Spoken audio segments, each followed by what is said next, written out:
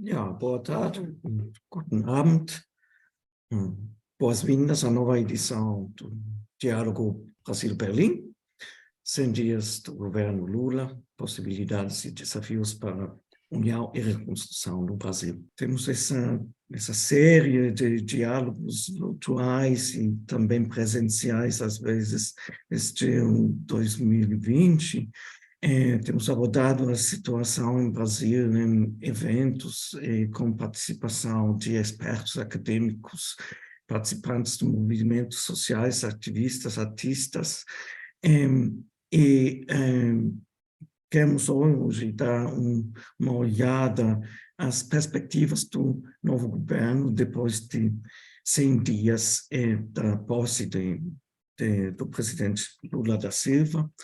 Essa edição foi preparada por várias organizações, a iniciativa Berlim Brasil, Pau para o Mundo, a Fundação Friedrich Ebert, o FTCL, o Centro de Pesquisa Chile Latinoamérica, a Fundação Heinrich Böll, a COBRA, que é a Cooperação Brasil, o Fórum América Latina, LAF, a Fundação Rosa Luxemburgo e a Misério. Com isso, já queremos entrar no tema. Luiz Inácio da Silva está no cargo há exatamente 107 dias hoje. E o seu governo pois firmou uma fase que os nossos parceiros da sociedade civil brasileira chamaram de um capítulo escuro. Estamos encerrando uma fase de negação dos direitos humanos, sua cínica inversão e o desmantelamento das instituições democráticas, disseram representantes da sociedade civil brasileira ao Conselho de Direitos Humanos das Nações Unidas há 15 dias. Fechando, eles falaram: temos muita esperança, mas continuaremos vigilantes. Isso é motivo suficiente para refletir sobre o que é esperado no novo governo. Os desafios são enormes e diversos, mas hoje gostaríamos de nos concentrar em 3 questões centrais que nos parecem particularmente significativas. Primeiro, também à luz dos ataques violentos ao Planalto, o 8 de janeiro, por apoiadores do governo anterior, precisamos olhar qual é o estado da democracia no Brasil. A desinformação e os ataques à liberdade de expressão já tomaram espaço. O que deve ser feito para combater os inimigos da democracia na sociedade e também nas forças de segurança é a questão que nos vai orientar. A nossa primeira invitada, que é Natália Bianchi. Natália é cofundadora, diretora executiva da agência pública, a Agência de Jornalismo Investigativo em Brasil. É autora e coautora de vários livros e, como repórtera, é editora. Venceu diversos prêmios de jornalismo.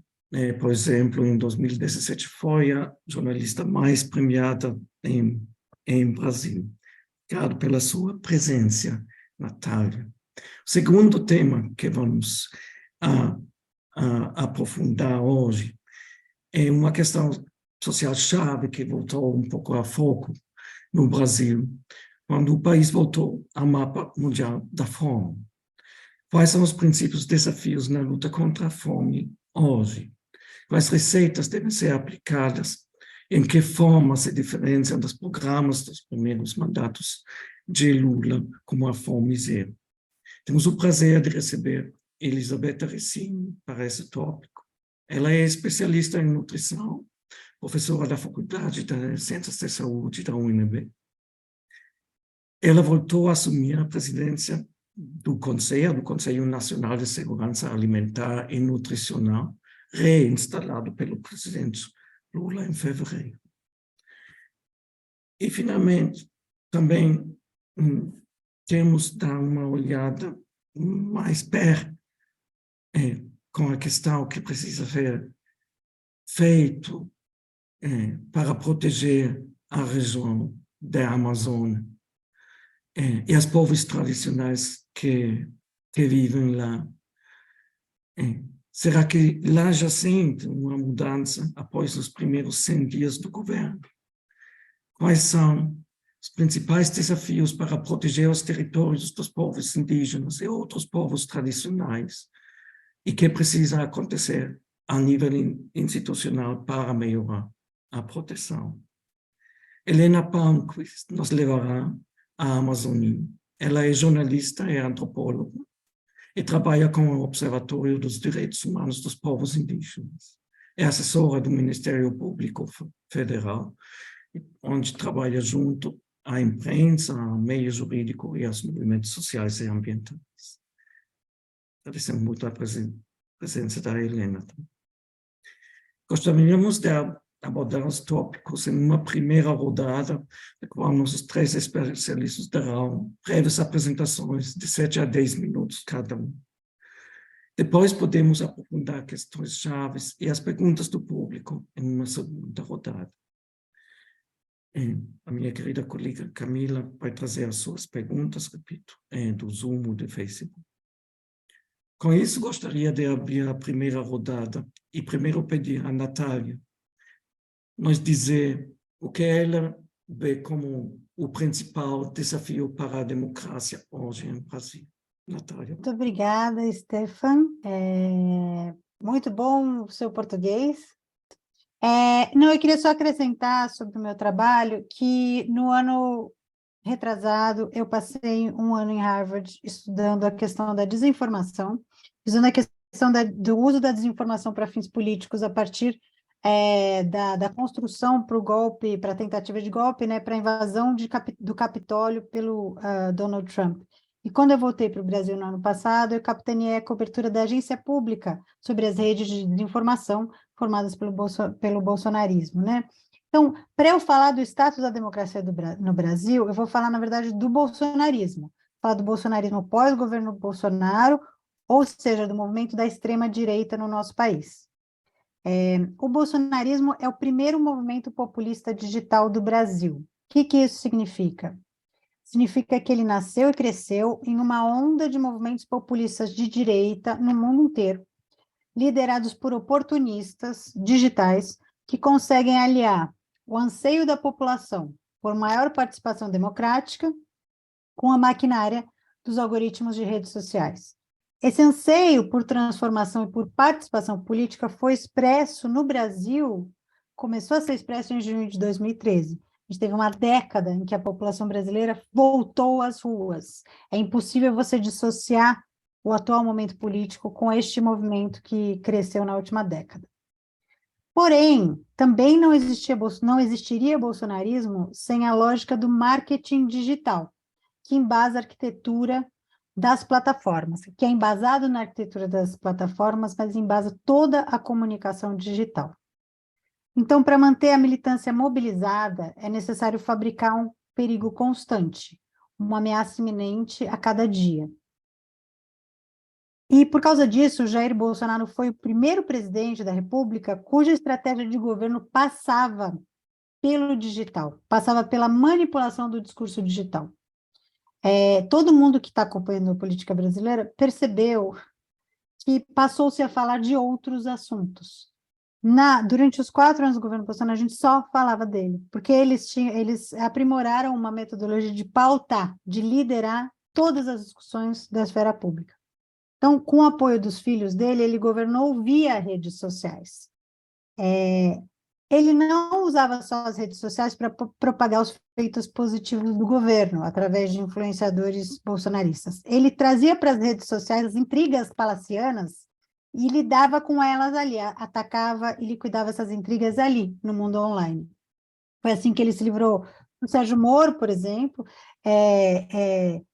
erodindo a confiança da população no ministro, que era o seu ministro mais forte, mais popular. Foi assim que ele se livrou do ministro da Saúde, antes do Pazuello. E tem uma outra novidade nesse movimento. O bolsonarismo influencia a base, obviamente, mas também é influenciado por ela, que está fazendo o tempo todo um crowdsourcing de temas e de preocupações. Isso só é possível no mundo digital hoje, no mundo das redes sociais. Isso é uma coisa totalmente nova na política. Não existia nem na era do rádio, nem na era da TV. O populismo digital, ele trabalha com teste AB o tempo inteiro. essa história vai pegar, essa história não vai pegar, o tempo inteiro. E esses primeiros 100 meses vivemos muito isso. Teve várias tentativas de algum tema pegar antes do Nicolas, enfim, de fato conseguir pautar a rede com seus ataques transfóbicos, e a transfobia passa a ser também um eixo muito importante do bolsonarismo hoje em dia. É por isso que o bolsonarismo, ou a extrema-direita no Brasil, veio para ficar. Não acabou, e não acaba com Bolsonaro. A extrema-direita no Brasil ela vai seguir. Ela se tornou um movimento. Quem disse isso é o próprio Steve Bannon, que é o ideólogo e estrategista do Donald Trump. Por quê? Porque consegue criar uma unificação cultural que dá sentido à existência daquelas pessoas que aderiram a ele. Vou dar 2 dados que reforçam isso. Em 2021, um levantamento do Instituto Paraná Pesquisas chegou na conclusão de que 27% dos entrevistados se diziam bolsonaristas, ou seja, tinham identidade política, se reconheciam a sua identidade com essa corrente política de extrema-direita, mesma coisa do que, por exemplo, os petistas, que é uma classe política que já existe há muito tempo em termos de identidade. O que aconteceu do final do governo Bolsonaro para agora é que, aos poucos, essa massa de eleitor foi sendo cuidadosamente radicalizada e conduzida para passarem de serem apenas eleitores de um candidato para serem um grupo que prega um golpe de Estado, né? Um grupo que atua contra a normalidade democrática. Existem dados também que mencionam essa radicalização. Então, em novembro, uma pesquisa do Instituto Locomotiva detectou que apenas 28% dos eleitores de Bolsonaro consideraram os protestos que fecharam as estradas logo depois da eleição que não são legítimos, ou seja, todo o resto, 72%, consideravam legítimos aqueles processos, os eleitores de Bolsonaro. E a gente tem também ainda hoje, embora uma grande maioria da população condene os ataques de 8 de janeiro, você tem uma porcentagem grande dos bolsonaristas que não acreditam que quem estava ali eram bolsonaristas, mas eram gente infiltrada, gente da esquerda infiltrada. A radicalização dessa fração da população foi operada por uma infraestrutura de desinformação construída nos últimos anos, a partir de grupos mediados por pessoas de confiança do Bolsonaro, como seus filhos, apoiadores próximos, deputados eleitos e militares mais próximos. A gente sabe disso porque, desde 2018, a equipe da agência pública tem se dedicado a investigar e denunciar essa infraestrutura.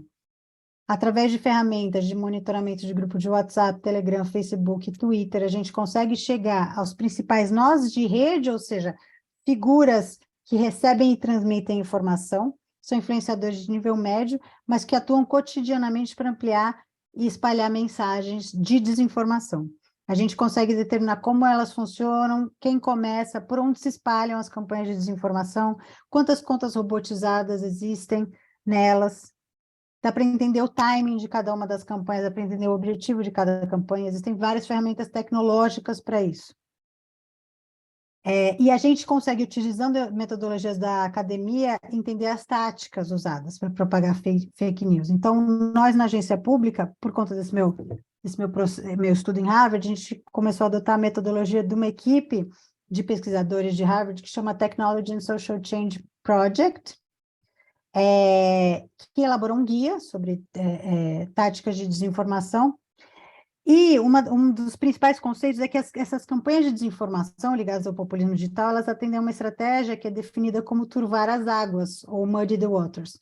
Significa que se cria um ambiente informativo confuso e desorientador, que é o que a gente viveu no bolsonarismo, é o que a gente está vivendo agora especificamente em relação aos ataques das escolas, que está acontecendo no Brasil, mas já não todo o debate político está atingido por essa tática, né?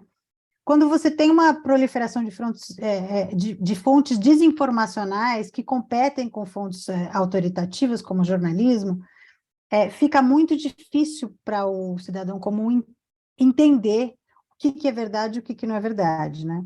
Essa tática, ela é mais relevante em momentos de instabilidade política, mas ela também é circular. Ela também gera instabilidade política e ela também responde à instabilidade política. Eu vou falar 3 aspectos importantes dessa rede desinformacional que foi fundada pelo Bolsonaro. O primeiro é que essa rede foi muito, muito amplificada e financiada por recursos públicos do governo federal.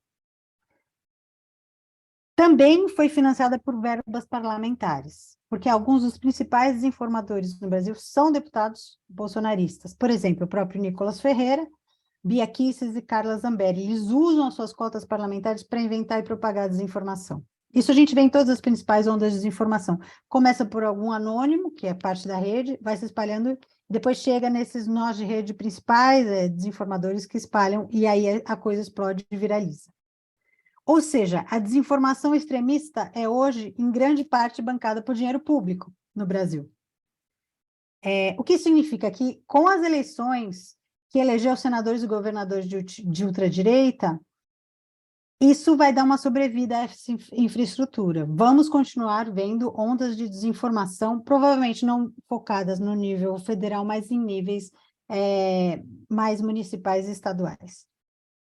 Tem outros dois aspectos que merecem, do bolsonarismo ou da extrema-direita, como ela está no Brasil hoje, que merecem a nossa atenção. O primeiro é a criação de uma infraestrutura social humana, cujo principal foco é criar ambientes onde a desinformação pode correr solta.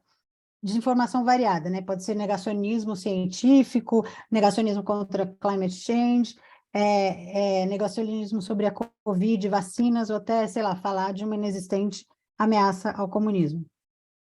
Esse é o caso, por exemplo, das dezenas de congressos conservadores que são anualmente promovidos pelo Instituto Conservador Liberal. O Instituto Conservador Liberal, o ICL, é um instituto que foi fundado pelo Eduardo Bolsonaro para reproduzir no Brasil uma infraestrutura de extrema-direita que acontece nos Estados Unidos.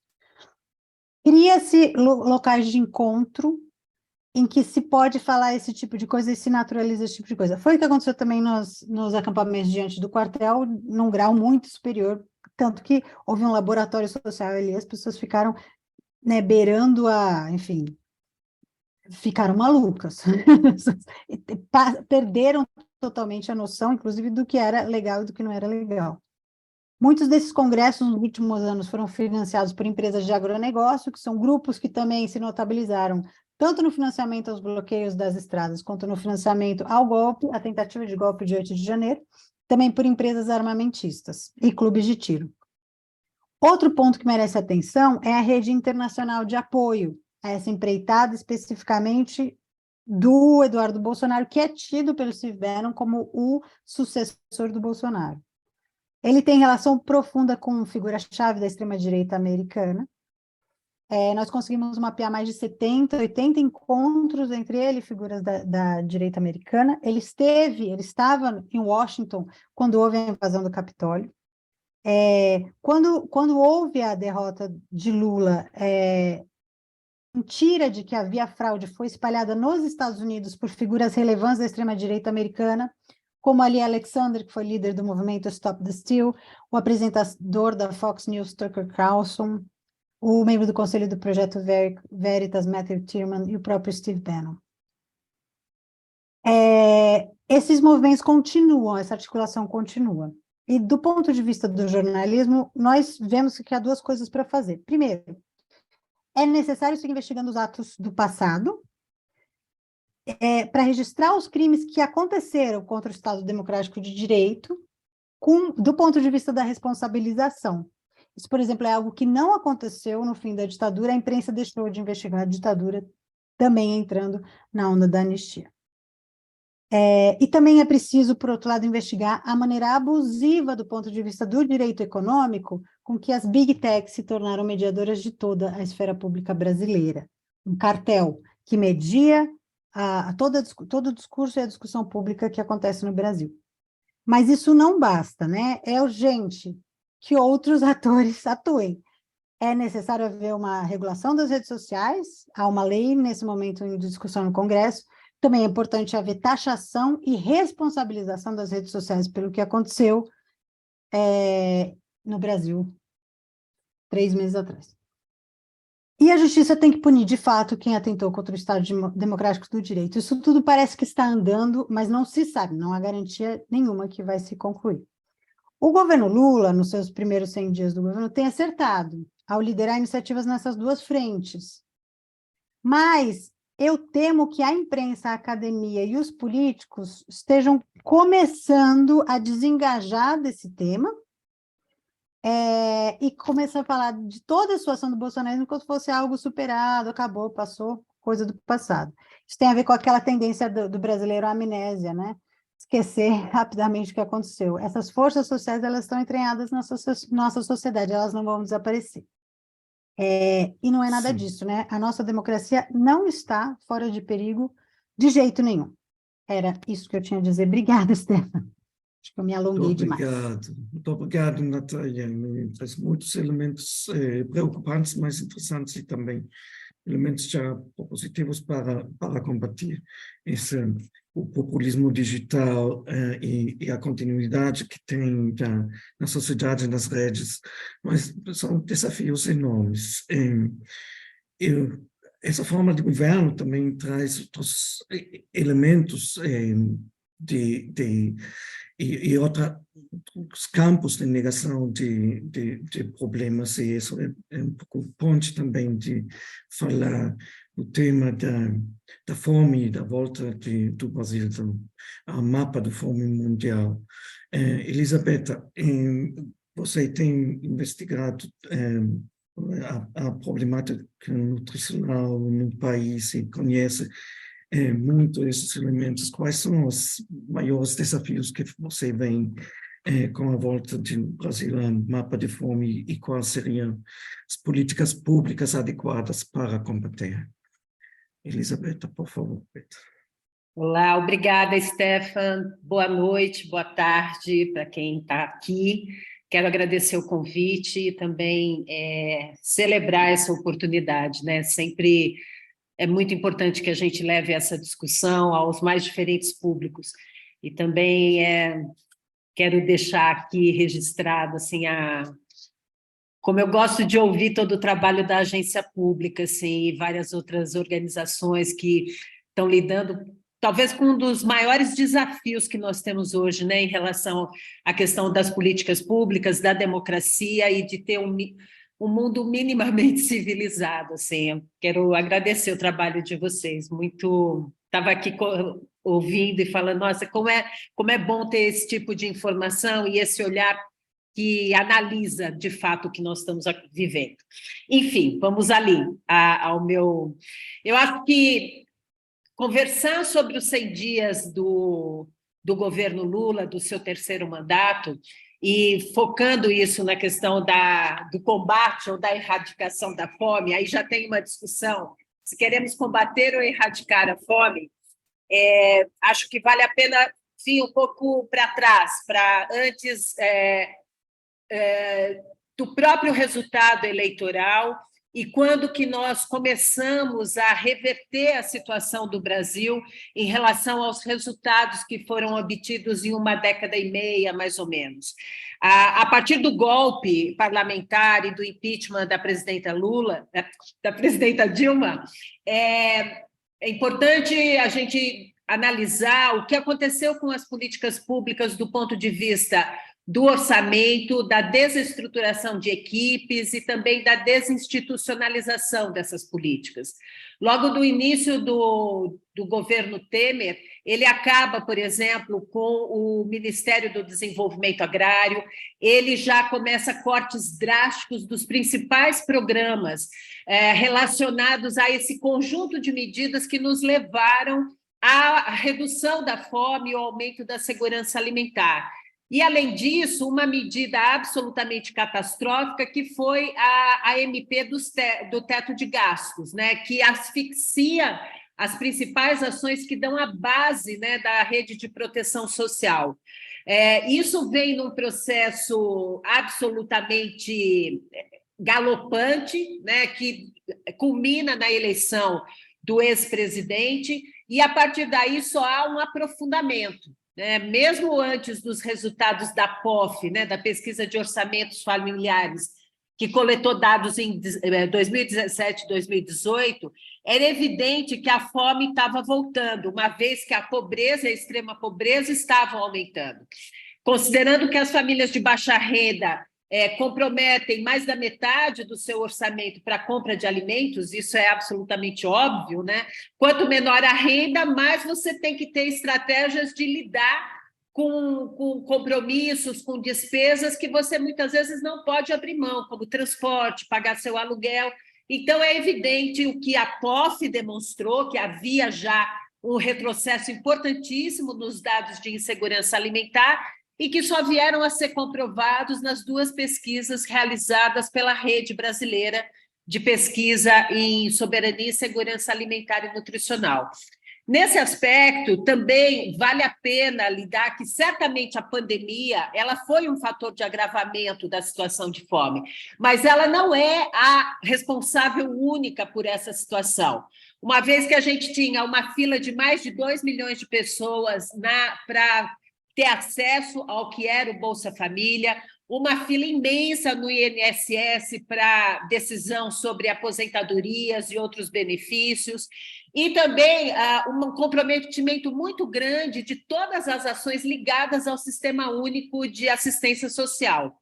Então, a pandemia ela foi a gota d'água num país que já estava, e numa sociedade, numa população que estava se equilibrando em condições muito precárias mesmo, como já não havia mais nenhum grau de liberdade para você lidar com uma situação tão extrema quanto a pandemia.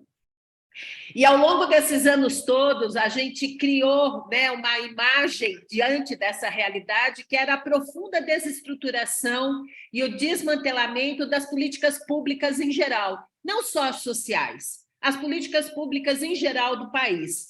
E por mais que a gente tenha feito análises, tenha feito pesquisas, tenha acompanhado a situação, me parece que nada se compara ao que, de fato, as equipes que entraram no governo no dia 1º de janeiro de 2023 realmente se depararam. Quer dizer, todas as análises que foram feitas no processo de transição, que foram limitadas porque também o acesso às informações não foi facilitado. Mas, a partir do momento que as equipes entram dentro dos ministérios, das secretarias, elas se deparam com uma situação, primeiro, de absoluta... Uma das pessoas que eu conversei, ela criou uma frase que é: a inteligência do Estado brasileiro foi embora. E, por essa inteligência do Estado brasileiro, eu compreendo que é uma total fragmentação das equipes. Os profissionais que eram servidores públicos foram escanteados e se colocaram dentro da máquina pública em lugares protegidos, vamos dizer assim, no sentido de estarem protegidos de assédio, de violência moral, emocional. Há um profundo comprometimento do orçamento público, né? Logo antes da posse do presidente, ele teve que propor ao Congresso e negociar no Congresso uma medida provisória para, pelo menos, garantir algumas ações básicas ligadas ao pagamento do Bolsa Família, à reconstituição do per capita do programa de alimentação escolar e outras medidas ligadas à agricultura familiar. Então, há hoje um imenso desafio ainda presente de uma maneira muito importante de recuperação das equipes técnicas, de recomposição de toda a lógica dos programas, no sentido dos seus processos operacionais, do seu diálogo interfederativo. Algo que também desapareceu no país foi um diálogo, né, entre o nível federal, estadual e desses com o nível municipal, para poder negociar implementação de programas, processos operacionais, etc. Tudo isso foi absolutamente interrompido, então tem todo um trabalho necessário para fazer processos de pactuação interfederativa.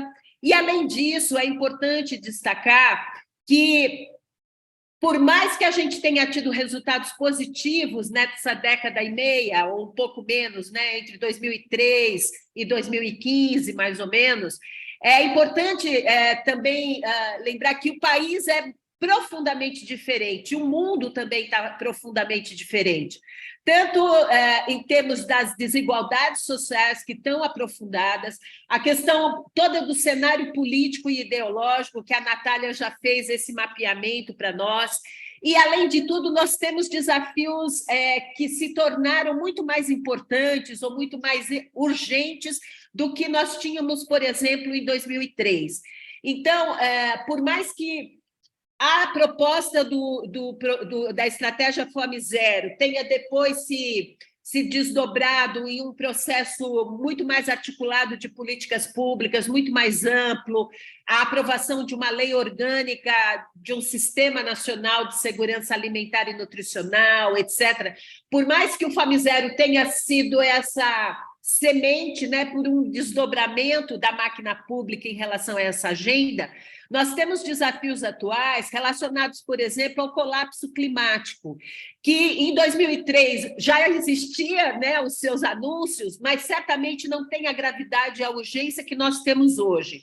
Então, toda a discussão da erradicação da fome no Brasil e certamente no mundo, hoje ela está extremamente conectada com uma transformação dos sistemas alimentares para processos que sejam muito mais resilientes e sustentáveis, e processos também que tenham a questão da redução das desigualdades como grande foco. Então, para finalizar essa primeira apresentação, eu gostaria de colocar assim, quais são os 2 grandes desafios, né, que o CONSEA se colocou a partir da sua primeira plenária, quando ele foi reinstalado no dia 28 de fevereiro, e que nos levam a toda a forma como nós estamos dialogando com o governo federal. Primeiro, a gente precisa erradicar a fome garantindo alimentação saudável. E isso não é pouca coisa, porque a gente enfrenta uma série de obstáculos, inclusive um senso comum que para pobre qualquer coisa serve e que a gente está suficientemente habilitado a acabar com a fome com o que a gente produz. Isso não é verdade do ponto de vista da sustentabilidade, do ponto de vista climático e também da disponibilidade de alimentos saudáveis para a população.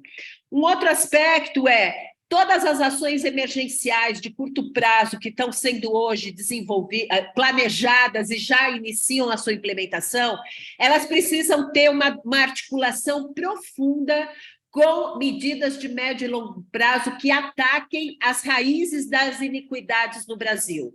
A gente aprendeu em tempos anteriores que é relativamente fácil e é possível a gente reduzir desigualdades. Mas, se a gente não atuar frente às raízes, né, das iniquidades no Brasil, e aí eu estou falando a questão de gênero, o racismo, a posse da terra, do território, etc., a gente tem possibilidade muito grande de perder o que conseguiu, porque o motor da desigualdade e da fome continua atuando. Então, isso é fundamental. Medidas já foram tomadas e são medidas importantes, mas a gente tem uma expectativa do lançamento de uma estratégia muito mais articulada de erradicação da fome. Quais as medidas que já foram tomadas? A retomada do Bolsa Família num modelo atualizado e conectado com ações de apoio e de proteção social. São elas, da assistência social, da saúde e da educação. Outra medida importantíssima foi a retomada do programa de aquisição de alimentos, a questão da atualização do per capita do programa de alimentação escolar, e exatamente hoje e amanhã está sendo realizada a primeira reunião interconselhos. Há hoje uma instância dentro da Secretaria-Geral da Presidência da República que reúne representantes de todos os conselhos de políticas públicas. E as 3 próximas reuniões desse fórum interconselhos vai ser justamente discutir o plano plurianual, que vai vigorar de 24 a 27, e há toda uma proposta de retomar um processo participativo e dialogado com a sociedade civil, com processos no nível dos estados, com consulta pública, com fóruns locais, etc., para a gente definir as grandes prioridades, os grandes programas e as grandes estratégias e, portanto, os compromissos de governo para os próximos anos. Muito obrigada. Obrigado, Beta. É um panorama preocupante, com a mirada atrás, mas muito propositivo que traz o Conselho já depois da primeira Assembleia. Mas você falou bastante da desinstitucionalização. Eu acho que um termo que também aplica ao tema de desatenção aos povos indígenas e povos tradicionais da Amazônia, e isso é um ponto também a fala de Helena. Qual é a situação que vocês percebem na Amazônia atualmente e qual é um pouco a perspectiva de vocês de refortalecer a institucionalidade de proteção aos povos e para a Amazônia em geral? Helena, por favor. Oi, gente, boa tarde para quem está no Brasil, boa noite para quem está na Alemanha. Primeiramente, agradecendo o convite, é um prazer, é uma honra estar aqui com a Natália e com a Elizabeth, que são duas pessoas que eu admiro muito. Primeiro, uma correçãozinha, Stefan, eu já não trabalho mais no Ministério Público Federal. Fui assessora por 18 anos do MPF, mas agora eu estou só no Observatório dos Povos Isolados, que é o OPI. Eu queria começar com uma provocação que pode parecer excessiva, ainda mais para um público alemão, mas eu acho que ela tem sentido. Eu sou também uma pesquisadora de genocídio indígena na Universidade Federal do Pará, e eu queria chamar a atenção, porque quando a gente fala de Amazônia e de povos tradicionais, a gente tem que lembrar que no dia 21 de janeiro, o Lula esteve na terra indígena Yanomami e desvelou para o mundo uma situação de genocídio gravíssima, que para mim é o nosso Birkenau. O Dia Mundial de Combate ao Holocausto, 27 de janeiro, por causa da data da entrada do exército russo em Auschwitz-Birkenau. O que o Lula fez ao entrar no território Yanomami naquele dia 21 de janeiro foi mostrar para o Brasil, para o mundo, uma situação gravíssima, os Yanomami morrendo de fome. É um genocídio de manual, como a gente fala nesse campo de pesquisas, porque é um ataque direcionado a um grupo com fins de realmente dizimação. Então, quando a gente fala desses 100 dias do governo Lula nessa temática amazônica e indígena, acho que a gente tem que ter noção de que o governo entrou combatendo um genocídio. E a situação que levou aos Yanomami a essa situação de genocídio, ela se repete em todos os territórios da Amazônia. Como as minhas colegas de painel falaram anteriormente, o cenário dentro das instituições indigenistas do Estado brasileiro e ambientais era de total desestruturação, destruição mesmo.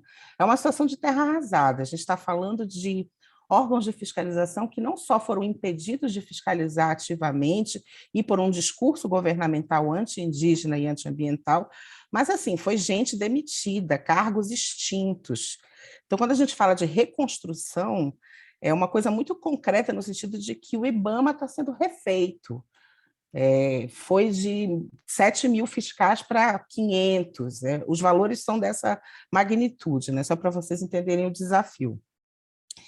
E esses 4 anos, eles deixam na Amazônia e na questão indígena, sobretudo, uma herança de profunda presença do crime organizado. Foi um governo que favoreceu enormemente o crime organizado nos territórios amazônicos. Então, a gente tem aquela situação que sempre existiu de problemas fundiários, de invasões, muito agravada pelas relações que essas redes de garimpeiros, de grileiros, de madeireiros agora têm estabelecidas com o narcotráfico internacional e com o crime organizado. Então, realmente é uma situação muito mais complexa para se resolver, né? Isso aliado a esse processo de desmonte das instituições, de IBAMA, FUNAI, ICMBio, etc., impõe um desafio que vai ser de reconstrução, ao mesmo tempo que tem que refazer os processos de fiscalização, tem que construir, dentro da inteligência policial, dentro do sistema de segurança pública, a capacidade de desbaratar essas redes criminosas. Eu hoje recebi uma denúncia lá no Vale do Javari de uma nova invasão armada numa aldeia Canamari, que deve estar sendo divulgada agora nas próximas horas. Então, a gente vê que mesmo com todo o esforço, que é preciso reconhecer que o governo vem fazendo, ainda não foi possível coibir a ação e a presença dessas forças criminosas. uma coisa que salta muito aos olhos é que, por exemplo, a diminuição, porque ainda não foi o fim do garimpo lá na terra indígena Yanomami, fez com que esses garimpeiros ilegais descessem para outros territórios. No Pará, no norte do Pará, a gente tem notícia, em outras regiões. Então, é um desafio muito grande, é um desafio orçamentário, como foi falado antes de mim. Esse desmonte e o teto de gastos somados fazem com que o fortalecimento da FUNAI ele é, por enquanto, simbólico, ele não é uma coisa concreta, porque a gente tem, pela primeira vez, indígenas na direção da Fundação Nacional do Índio, foi criado o Ministério dos Povos Indígenas, sob direção também de lideranças indígenas importantíssimas, mas a estrutura que é necessária para que essas políticas realmente sejam aplicadas na Amazônia, ela ainda não está dada, depende muito de orçamento. É uma coisa que a gente tem hoje uma vontade política evidente do governo de resolver, mas que acho que só no que vem, com o próximo orçamento, é que vai se concretizar, né? Então, essa questão do MPI, do combate ao genocídio Yanomami, a criação do MPI, o combate ao genocídio Yanomami, e uma FUNAI, que seja uma Fundação Nacional de Povos Indígenas, e dirigida por indígenas pela primeira vez, né? Isso são sinalizações muito importantes para nós, dá muita esperança, né, para quem trabalha com isso. A gente está aguardando para os próximos dias, que vai começar agora a Semana de Luta dos Povos Indígenas, né? O Abril Indígena em Brasília, de 24 a 28 de abril. No dia 19 é comemorado o Dia Nacional dos Povos Indígenas, e a gente está aguardando uma série de demarcações que estão prometidas pelo governo, homologações de territórios indígenas, isso é uma coisa que vai ser muito importante, porque quando eu falo dessas redes criminosas, desses ataques todos aos territórios, eu estou falando de um desafio de regularização fundiária, de retirar territórios do mercado de terras. E esse é o grande embate que existe quando se discute a Amazônia, quando se discute os territórios de povos indígenas e comunidades tradicionais, né? Essa é uma discussão que tem grande importância também no judiciário brasileiro. O governo Bolsonaro, com toda a desgraça que promoveu, ele acaba fazendo com que a articulação dos povos indígenas do Brasil, a APIB, tenha um papel de protagonismo perante o STF. Pela primeira vez, a APIB propôs uma ação no Supremo Tribunal Federal Brasileiro, que é a DPF 709, que previa medidas para combater a epidemia de Covid nos territórios indígenas, mas se tornou uma coisa muito maior, porque a partir dessa EDPF agora nós temos ordens do Supremo, inclusive com abertura de crédito suplementar no orçamento, para fazer a retirada de invasores das terras indígenas que estão em pior situação, incluindo a terra indígena Yanomami.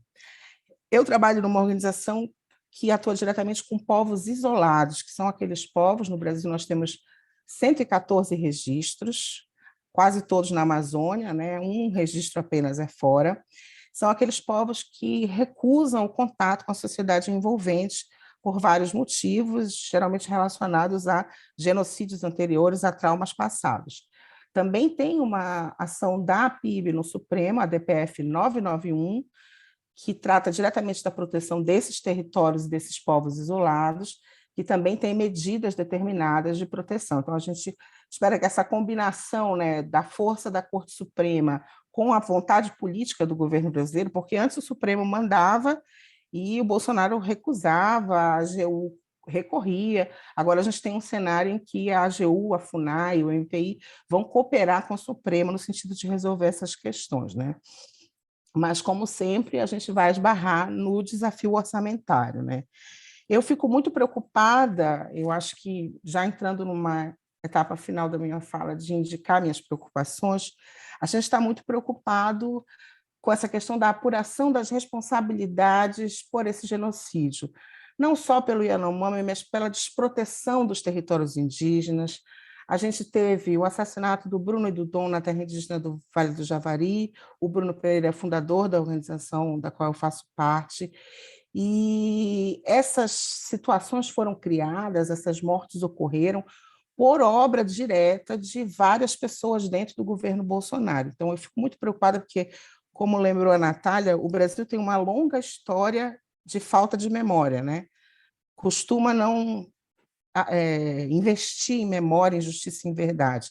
A gente já tem uma sinalização do Ministério dos Povos Indígenas de que vai ser aberta a Comissão Nacional Indígena da Verdade, que foi uma indicação da Comissão Nacional da Verdade de 2014, mas que nunca foi cumprida, né? Então a gente espera poder tratar dessas questões, né? E a outra preocupação, para encerrar, que acho que aí sim é o grande desafio do governo Lula, é como tratar de emergência climática, garantir a proteção da Amazônia e dos territórios tradicionais e, ao mesmo tempo, ter um projeto de desenvolvimento para a região. E é nisso que a gente está aguardando novidades. A gente tem, eu listo 3 questões que eu acho que vão sinalizar para onde vai o governo nessa questão. Uma é o licenciamento da BR-319, a rodovia Manaus-Porto Velho, que tem o potencial de promover um mega desmatamento e levar realmente a Amazônia ao ponto de não retorno, por causa do corredor de terras indígenas e de florestas preservadas que ela corta. O licenciamento de Belo Monte permanece sendo um grande desafio, porque vai ser renovada a licença de operação agora, e ocorreu um processo de etnocídio na região. E as 4 terras indígenas mais desmatadas da Amazônia estão lá, são atingidas por Belo Monte. Então, há uma série uma série de pendências que precisam ser resolvidas. E a outra grande questão, que também está na mão do IBAMA, é o licenciamento da exploração de petróleo, pretendida pela Petrobras, na foz do Rio Amazonas, que aí é uma sinalização do que o governo brasileiro vai fazer, tanto na questão da mudança, da transição energética, né? E também na questão da proteção da Amazônia, porque a gente também está fala de foz do Amazonas, parece que a gente está falando de água, não, mas a gente está falando de territórios protegidos e de vizinhança de povos indígenas também. Eu acho que a gente tem uma previsão de ter uma COP em Belém. A próxima COP talvez seja realizada em Belém. O Brasil anunciou que Belém vai ser candidata. Eu falo de Belém, eu sou de Belém, né? Que Belém vai ser candidata à sede da COP. A gente tem um governador aqui que anda passeando pela Europa, dizendo que vai combater a mudança climática, que é um aliado nessa luta, mas internamente ele favorece projetos de desenvolvimento bastante contestáveis, como a construção de ferrovias e estradas que cortam terras protegidas. E eu acho que a gente tem uma persistência no Brasil muito longa de modelos coloniais, que são, portanto, como coloniais genocidas, e eu estou falando de colonialismo interno, mas também de externo. O Lula acaba de fechar vários acordos na China que podem trazer problemas sérios para a Amazônia. E a gente nunca chega naquele entendimento de desenvolvimento que a gente ouve dos povos indígenas, dos quilombolas, dos pescadores, dos ribeirinhos, que para mim está resumida numa frase do cacique geral do povo Munduruku. O senhor Arnaldo Kabak sempre diz que desenvolvimento é água limpa e floresta protegida. Vamos ver se a gente chega lá. Muito obrigado, Helena. Acho que você traz precisamente mensagens que já ouvimos também de lideranças indígenas com presença aqui, que lembram bastante os primeiros 2 governos do Lula, como contraditórios nesse sentido de institucionalizar a proteção, mas também ter políticas de desenvolvimento que vai contravia dessas políticas de proteção. E você lembra também que os modelos ou as alianças internacionais marcam também essas tendências a implementar modelos de desenvolvimento que tem muitos riscos, pelo menos, né? E nós também temos certa preocupação com políticas alemãs que buscam alianças em inclusão energética em territórios dos países da América Latina e precisamente em Brasil também, que são tendências que vai pôr em risco também os povos originais e os povos indígenas, precisamente da Amazônia. Eu gostaria de voltar um pouco sobre o tema internacional, com essas alianças que buscam Lula agora. Natália, você vê em que sentido poderia ser um potencial para fortalecer a democracia e também ser um risco para a democracia? Eu acho que temos muitos debates muita sociedade sobre controlar as redes sociais, fazer maior controle sobre essas instâncias, essas empresas que tem muito poder, mas são redes internacionais muito fortes. E qual é o potencial de ter maior controle com esse tipo de alianças e que outros elementos internacionais também podem pôr em risco um fortalecimento da democracia no Brasil.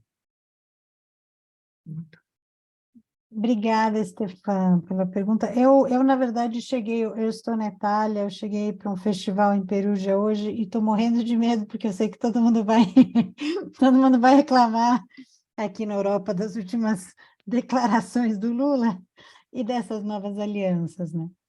E aí eu falei, vou apanhar para caramba, enquanto brasileiro. Eu acho que a situação é muito complexa, porque a gente, de fato, vive um mundo que está caminhando para um multipluralismo, e essa guerra, ela é um marco. Eu acho que o governo Lula, inclusive Itamaraty, também vê assim, ela é um marco no momento em que você está, de fato, passando para um mundo mais multipolar. Por um lado. Por outro, você tem uma influência muito exacerbada dos Estados Unidos. Não é dos Estados Unidos, é de uma área deste tamanho em São Francisco, Vale do Silício, sobre o mundo inteiro, e que também sofrem consequências muito profundas, estão sofrendo consequências muito profundas nas suas democracias locais, por conta de decisões tomadas neste espaço. E uma indústria que os Estados Unidos se recusa a regular. E por conta da falta de ação, por conta da inação dos legisladores e da sociedade americana, o mundo inteiro está sofrendo. Então, eu acho que, de fato... Aí você alia com isso o fato de que o presidente Lula também já disse claramente, algumas vezes, que ele acredita, mas em algumas investigações da agência pública, inclusive, que houve uma colaboração exacerbada e talvez uma influência americana no processo que levou à sua prisão. Então, eu acho que o Lula ele não vai ser um aliado automático dos americanos no processo atual da guerra e vai tentar se equilibrar nessa briga. Isso não é necessariamente ruim, mas é problemático no momento em que o Brasil precisa estar liderando conversas internacionais, porque também mina um pouco, né, a capacidade do Brasil de liderar. Então, você tem processos internacionais muito importantes acontecendo em termos, por exemplo, de regulação das redes sociais. Teve uma conferência importantíssima na Unesco. Você tem o bloco mais avançado nesse sentido é a Europa. Agora, depois dessas declarações, você fica muito mais difícil o Brasil influenciar e conversar e participar desse processo que está acontecendo na Europa, né? Então, eu acho que, assim, eu acho complicado, eu acho que já não é um mundo de 20 anos atrás, já é um mundo de anos atrás. Nós estamos num momento de alinhamento automático com os Estados Unidos, mas nós também, quer dizer, é preciso, pegou muito mal e pode prejudicar nesse aspecto, e no outro aspecto, que é o aspecto do aquecimento global, da crise climática, que também a Europa é uma das principais lideranças, né? Então, eu acho que a política externa brasileira está tentando ser independente, está tentando ter voz e está patinando. Eu acho que, sem dúvida, as declarações dessa semana foram um erro. Mas eu acho importantíssimo, eu acho que tem processos multilaterais acontecendo nesses dois temas, são os dois temas assim, que a gente trouxe, que são de profunda necessidade de uma conversa global, e nos dois temas o Brasil está bem localizado, tirando esses tropeços um pouco chatos. Obrigado, Natália. Beta, você como percebe a tendência também internacional de Lula buscar alianças na parte de convênios sobre comércio com a UE, por exemplo, também vai ter influência sobre o modelo de produção alimentar, e isso pode provocar também mudanças nas relações de alimentação interna, de políticas de combate contra a fome, ou é totalmente neutral esse setor? Está muito longe de ser neutro, muitíssimo longe. Eu acho que há um certo consenso sobre a necessidade de combater ou erradicar a fome, mas certamente não há consenso sobre como fazer isso, né? E quem são os sujeitos sociais, tanto responsáveis pela fome, quanto aqueles que podem nos levar a sair dessa situação. E em relação ao cenário internacional, isso é importantíssimo, assim, primeiro pelo próprio papel das commodities agrícolas em todo o cenário econômico internacional e como que o Brasil se posiciona nesse cenário. Segundo, acho que se você olhar a questão da alimentação em si, ela é um dos bons exemplos de uma disputa de narrativas importantíssimas, né? Veja, por exemplo, a questão do colapso da crise climática, né? Os sistemas alimentares, há todos os dados que você quiser que mostram que esse sistema agroindustrial ele é responsável por uma parcela importantíssima da emissão de gases de efeito estufa, devastação, comprometimento de bens naturais, violência no campo, o que está acontecendo com os Yanomamis, não só na questão da mineração, mas a apropriação dos territórios em outros locais que não Roraima, etc. E há diferentes soluções para o que já se sabe que nós precisamos de uma transformação profunda dos sistemas alimentares no sentido da sustentabilidade. Há aquela linha que investe e que propaga uma visão absoluta e preponderantemente de uma revolução tecnológica, né, que é uma revolução tecnológica que só vai aprofundar as desigualdades, a marginalização de imensos contingentes de pessoas, e há, no outro oposto, vamos dizer assim, todas as propostas relacionadas a processos resilientes de transformação, ligados a modos de produção agroecológicas, e que vão além da técnica, né? É uma visão que está ligada a como que as pessoas podem e devem ter o direito de se apropriar não só dos meios de produção, mas dos resultados desses processos de produção. E a alimentação ela está no meio disso tudo, né? E todas essas... por exemplo, houve um anúncio ainda muito pouco detalhado, vamos dizer assim, de uma grande aliança mundial para o fim da fome, etc., que foi um dos pontos de pauta da visita do presidente à China, mas a gente não sabe exatamente o conteúdo desse ponto de pauta, e que é algo que é importante olhar com muito cuidado, no sentido até do quanto, né, o país, no caso a China, ele investe num determinado modelo de produção, tudo o que ele está fazendo, por exemplo, em relação a desenvolvimento de infraestrutura e compra de terras e territórios na América Latina, na África, etc. Então, assim, eu acho que todas nós que moramos nesse país e moramos nesse planeta, certamente festejamos essa vitória, mas ela está longe de ser uma vitória sem contradições. Primeiro, porque foi uma vitória obtida por um processo de articulação político extremamente amplo, e a avaliação é que só dava para ser desse jeito, né? E essa grande articulação, essa grande frente política, ela não se resolve e não se findou no resultado eleitoral. Na verdade, ela se desdobra e a gente está vivendo hoje questões muito importantes, como a proposta da fiscal, o que vai ser a nossa reforma tributária, enfim. A gente lida, vivendo neste país, o tempo todo com a esperança e com a contradição. E a gente alimenta a esperança que ela se torne cada vez mais realidade a partir de um processo muito de mobilização e de intensificação da participação popular, né? Todos os grandes pensadores, sejam eles dos movimentos sociais, sejam eles acadêmicos, sabem que a gente só vai dar sustentação para o processo democrático brasileiro se realmente a gente for muito fiel à questão da participação social nesse país, porque é só assim que a gente vai garantir cidadania. Obrigado. Obrigado, Beta.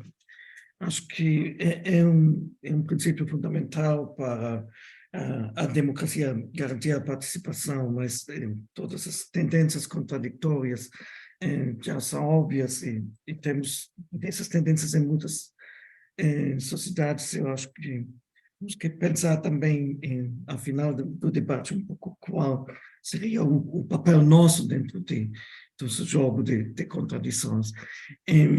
Eu gostaria de passar a palavra a Camila para também passar as perguntas do público, porque precisamente para a Helena temos várias perguntas concretas que repetem um pouco a minha ideia de fazer outra pergunta a você. Então, Camila, que traz do público? Olá, gostaria de agradecer nosso público que mandou bastante pergunta. A gente vai tentar fazer todas elas ou juntar pelo menos em alguns blocos, mas eu já peço desculpa se a gente não conseguir fazer ou responder todas as perguntas, porque foram bastantes. A gente também está recebendo pelo Facebook algumas perguntas. Primeiramente, agradecer, né, todo mundo que mandou as perguntas. Helena, teve uma pessoa, uma colega nossa, que agradeceu você trazer o exemplo triste do povo Yanomami e falou que, infelizmente, esse é um caso que liga muito bem os três temas dessa mesa, né?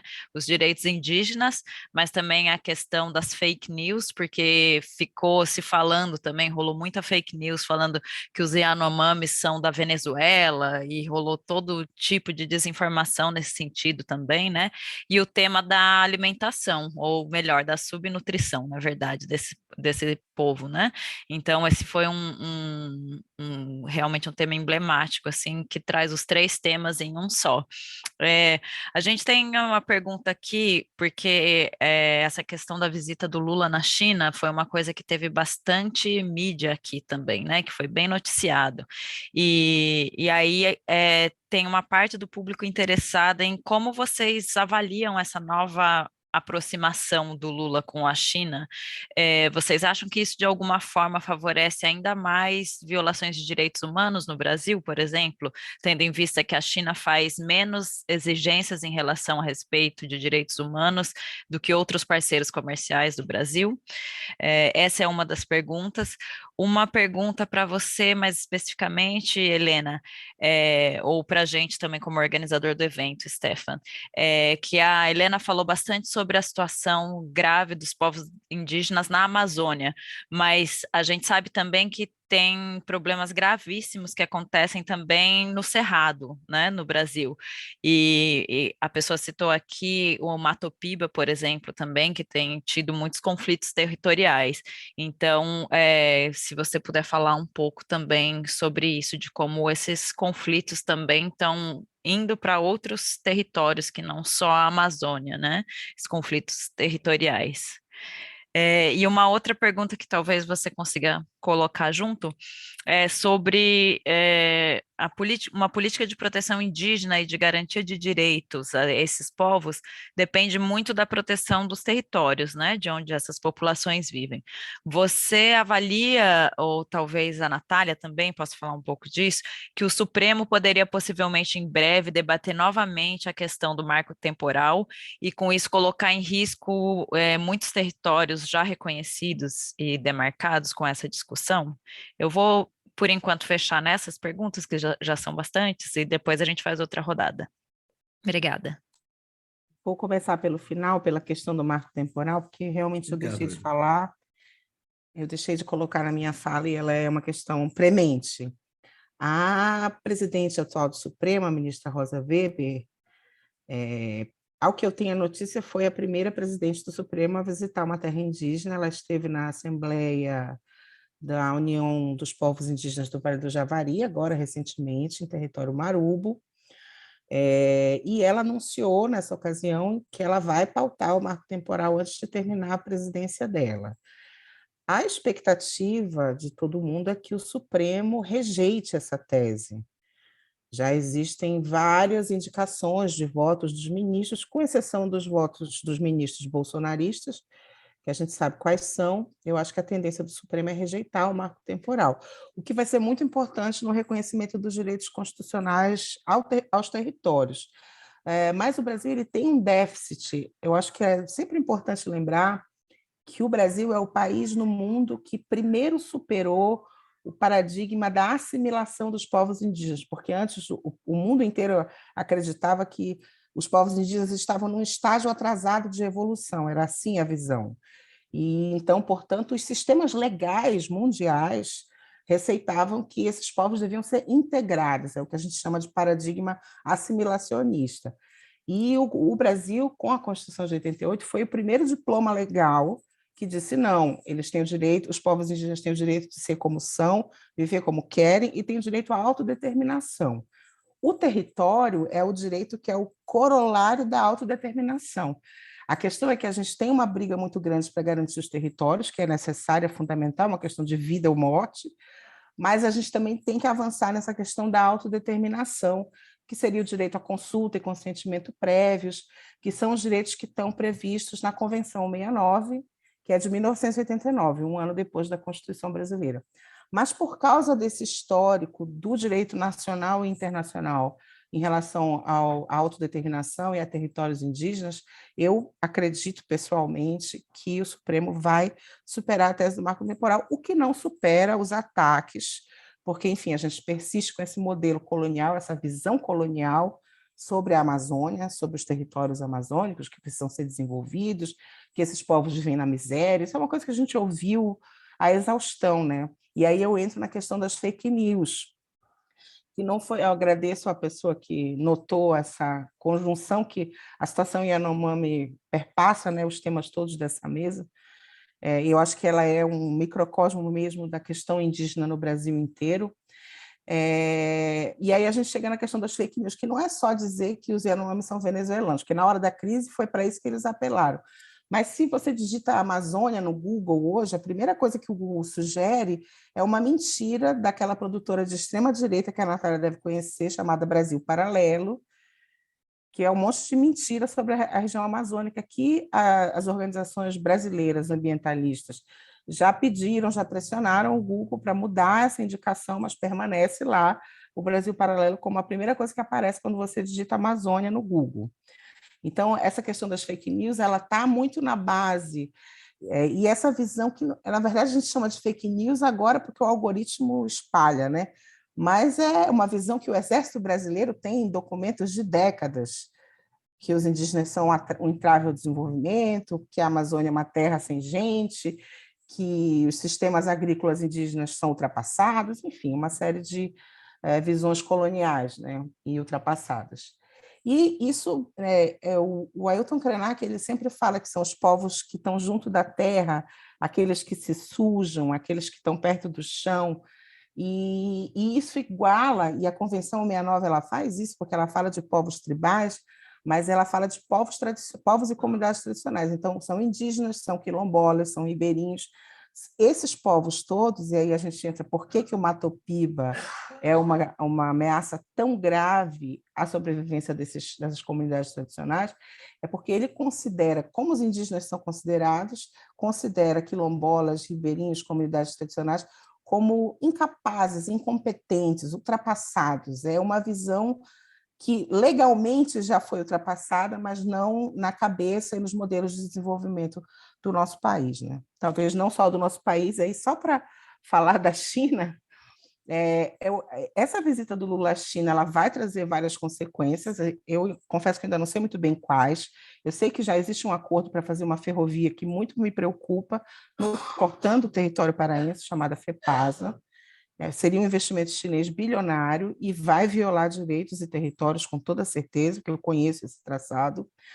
Mas a gente também precisa deixar claro que a China já é o maior parceiro comercial do Brasil, então não é como se fosse uma grande novidade, vai se aprofundar, mas Já existem muitos negócios chineses no Brasil, na Amazônia. É isso. Obrigada, Helena. Natália, quer falar ainda alguma coisa sobre isso também? Eu queria falar que eu concordo com a Helena, e em relação ao marco temporal, eu acho que nesse sentido é até bom que seja pautado logo, porque aí você tira esse esqueleto do armário e encara o fantasma. Lembremos que se a gente tivesse feito essa discussão 2 anos atrás, no meio do governo Bolsonaro, ia ser muito difícil essa discussão, porque você ter toda essa estrutura montada de fake news pressionando os ministros. Então, já que nesse momento estamos com o STF, e não só com todo um contexto favorável aos direitos indígenas, é melhor superar, porque essa ameaça, essa coisa pendendo sobre a nossa cabeça, na verdade não é a nossa cabeça, a cabeça dos povos originários está aí faz anos, é melhor superar.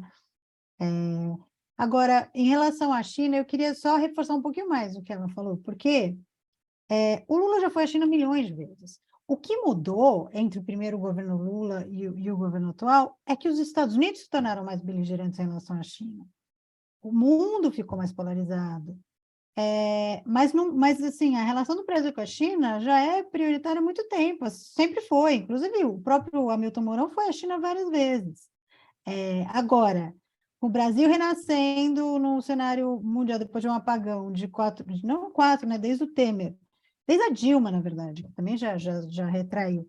Todo mundo esperando que o Brasil vai fazer a viagem, ela tem um papel simbólico maior, a guerra na Ucrânia atrapalha, mas uma viagem para a China e acordos com a China sempre foram feitos e continuarão sendo feitos. Inclusive, eu sei que a Helena fica um pouco nervosa, mas assim, também trem chinês é uma coisa que já teve várias vezes, já teve vários acordos, já teve várias promessas de dinheiro, nunca aconteceu. Eles vão fazer um trem-bala de São Paulo para o Rio de Janeiro. Claro que se de fato dessa vez aconteceu o tal do trem, é muito preocupante, mas assim como o BRICS, o Banco dos BRICS, enfim, já aconteceu tantas vezes que eu não sei o quão sério que essas coisas são. Há uma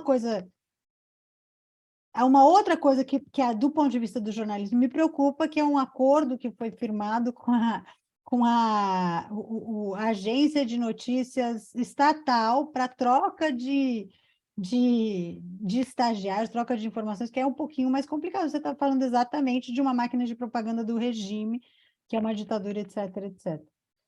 Mas, de novo, nós estamos entrando, de fato, no mundo multilateral. Os Estados Unidos vai ficar tensionando algo que não era tensionado 20 anos atrás, quando o Lula era presidente. Eu acho que também não dá para politizar ou sobrepolitizar ou deixar a coisa numa polarização dos Estados Unidos e China, tudo, sabe?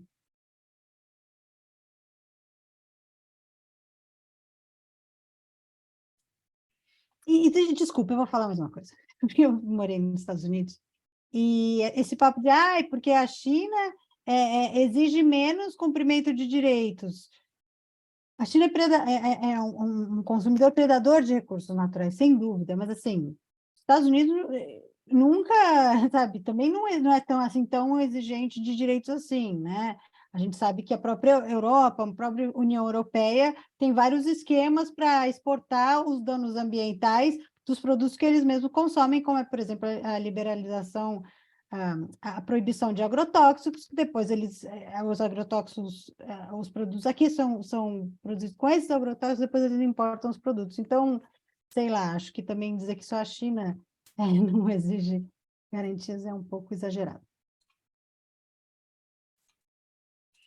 Perfeito, obrigada. Beta, quer fazer alguma consideração sobre essa coisa da China ou dessa expansão da produção do modelo de agronegócio também no Cerrado ou alguma coisa assim?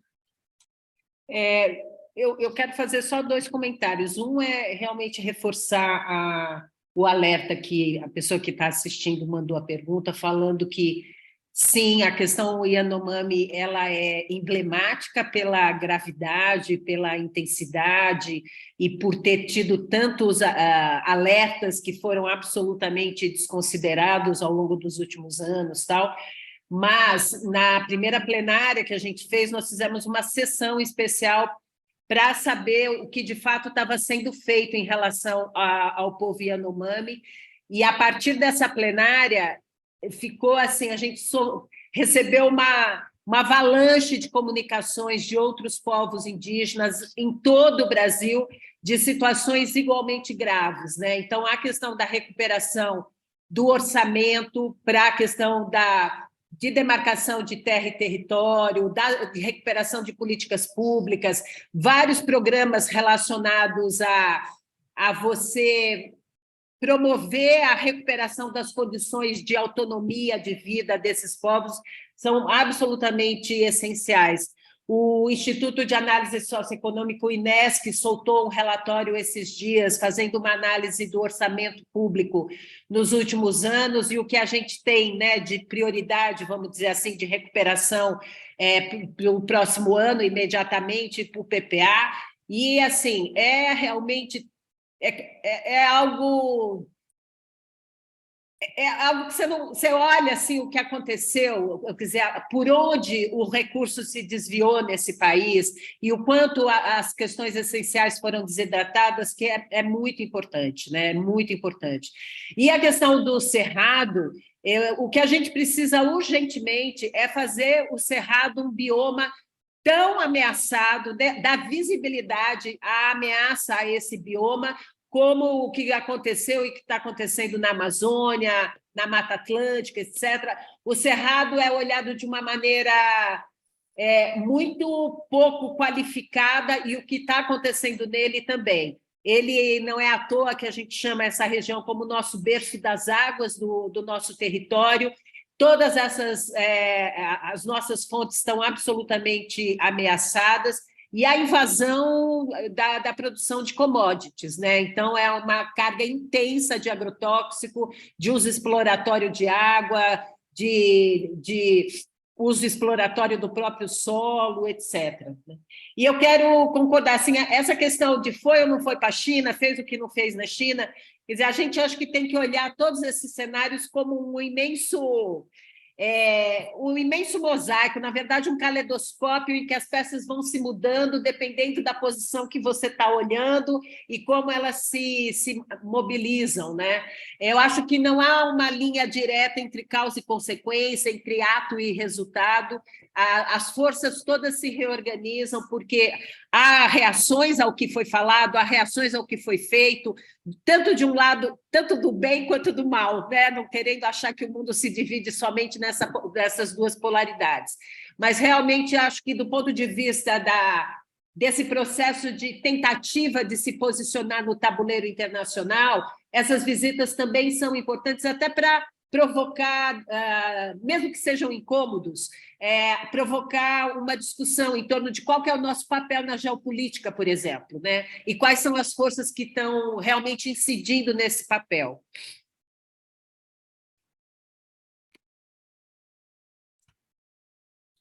Perfeito, obrigada. A gente recebeu mais algumas perguntas aqui.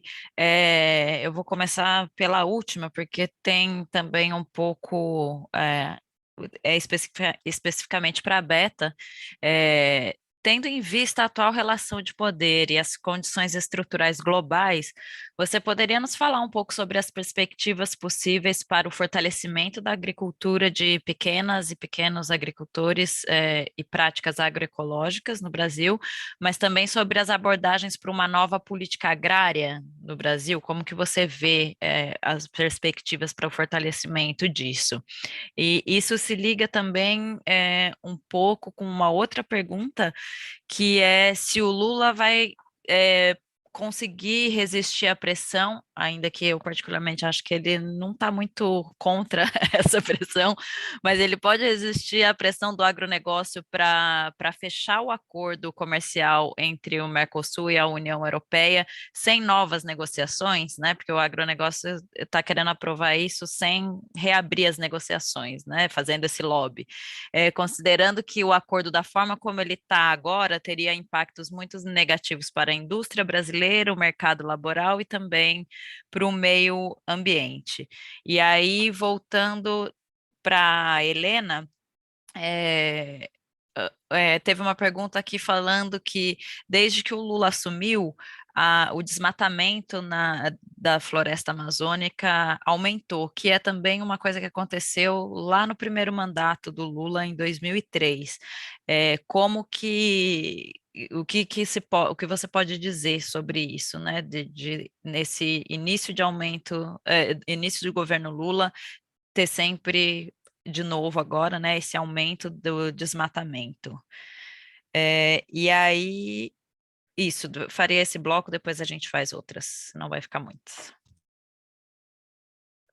Quer que eu comece, ou Helena? Tá. Então, eu acho que essa questão entre agronegócio e produção agroecológica, bom, primeiro que esse é um cenário, a famosa e tão almejada transição agroecológica, tal, ela é um cenário que trabalha nas frestas, né? Por mais que, por exemplo, a gente tenha tido a reinstalação do Ministério do Desenvolvimento Agrário e Agricultura Familiar, num cenário muito diferente do que foi quando ele foi reinstalado inicialmente. O MDA, atualmente, ele tem algumas responsabilidades que são muito interessantes no sentido de aprofundar ou alargar as frestas.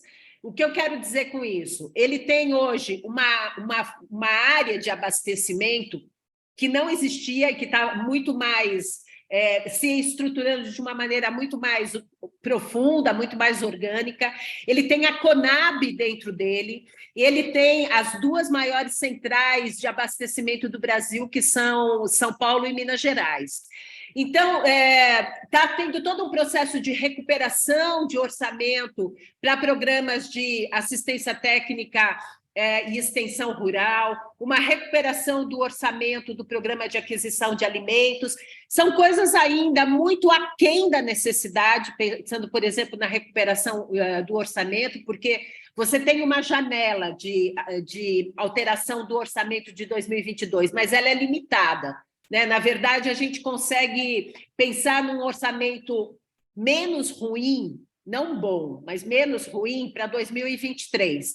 Então, eu acho que há algumas perspectivas, mas eu não vejo que a situação vai mudar do dia para a noite, muito pelo contrário. Muito pelo contrário. Por mais que a narrativa do agronegócio de que quem salva o país são eles, quem garante o PIB são eles, quem garante as reservas são eles, que eles produzem alimento para o mundo inteiro, etc. Por mais que a gente saiba a porção de fake news que tem nessa narrativa, ela é uma narrativa que está instalada na sociedade, ela é absolutamente...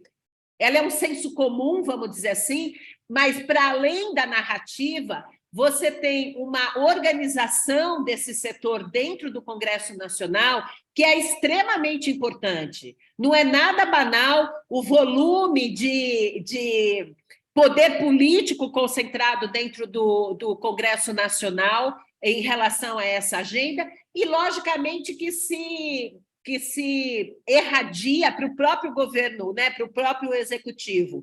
Então, por mais que a gente tenha, talvez, assim, eu não sei o quanto isso é conhecido internacionalmente, mas é importante a gente lembrar que a gente tem uma rede muito forte, muito potente de organizações e movimentos ligados à agroecologia, à agricultura familiar no Brasil, que criam não só conhecimento, mas criam experiências práticas em relação a isso, que estão incidindo na agenda governamental. Agora, existe todo um processo político que é muito mais estrutural, né, do que a gente consegue hoje realmente incidir. E o tempo todo eu acho que você tem que ter, assim, eu não tenho nada para falar além disso, você tem que ter uma perspectiva histórica e uma paciência para além da história, né? No sentido de você manter esse processo de incidência, de dar visibilidade ao quanto é viável e necessário você ter uma mudança do paradigma de produção e consumo de alimentos. Porque não é só a questão do agronegócio estrito sensu, do que ele produz em termos de matéria-prima, vamos dizer assim, né? Mas há toda uma extensão disso para o conjunto de elementos do sistema alimentar que repercutem nas nossas condições e na nossa capacidade de consumo. Por exemplo, o aumento do consumo de ultraprocessados, o barateamento desses produtos em relação aos produtos frescos, etc.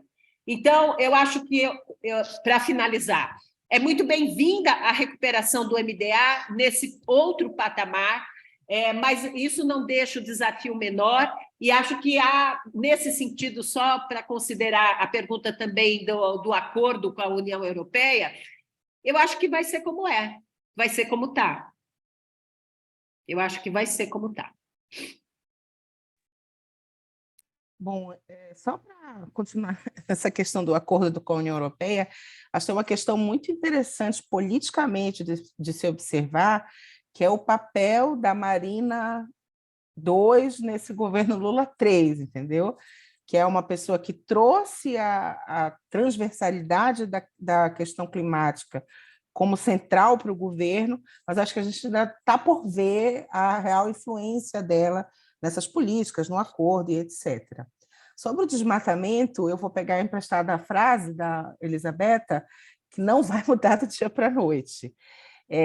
Mas existe uma questão técnica. O que houve foi um aumento dos alertas de desmatamento, que existem duas leituras, duas mensurações feitas de desmatamento pelo Instituto Nacional de Pesquisas Espaciais, que é responsável por esse monitoramento no Brasil. Uma é do DETER, que a gente chama, que são alertas, e a outra é do PRODES, que existe um ano fiscal do desmatamento. Assim como a gente calcula impostos de março a março, o desmatamento é calculado de julho a julho. Então, só no final desse ano fiscal é que vai ter uma análise refinada das imagens de satélite, dos dados gerados, e aí o INPE vai trazer o número do qual foi o desmatamento desse ano fiscal. O que a gente tem agora são esses alertas. Houve um aumento, mas existe uma questão também geográfica, biológica, sei lá, da natureza, que a gente está no período do inverno amazônico. Está chovendo nesse momento cântaros aqui na minha casa, então o bioma inteiro tem muitas nuvens, isso dificulta muito a leitura de dados por satélite. Houve um aumento, sim, dos alertas. Isso pode significar que está havendo mais desmatamento em algumas áreas? Pode, mas também pode significar que o satélite só leu agora um desmatamento que aconteceu alguns meses atrás, entendeu? Porque tinha nuvens e agora não tem mais naquela área. Então, não é um número fechado, não dá para dizer que houve uma alta ainda. E é uma questão que... É por isso que eu quis dizer que não vai melhorar tudo tão rápido, que quando sair o ano fiscal, o dado final do desmatamento da Amazônia, no segundo semestre, a gente vai ter um impacto muito forte do desmatamento que ocorreu durante o governo Bolsonaro ainda. Então, não vai, provavelmente, ter uma redução significativa. Esperem, acho que isso a gente tem que ver. Agora que o PPCDAN, que é o Programa de Combate ao Desmatamento, foi retomado, o Fundo Amazônia, que financia o PPCDAN, está sendo retomado, então a gente vai provavelmente ter um efeito do retorno das políticas de combate ao desmatamento só em 2024.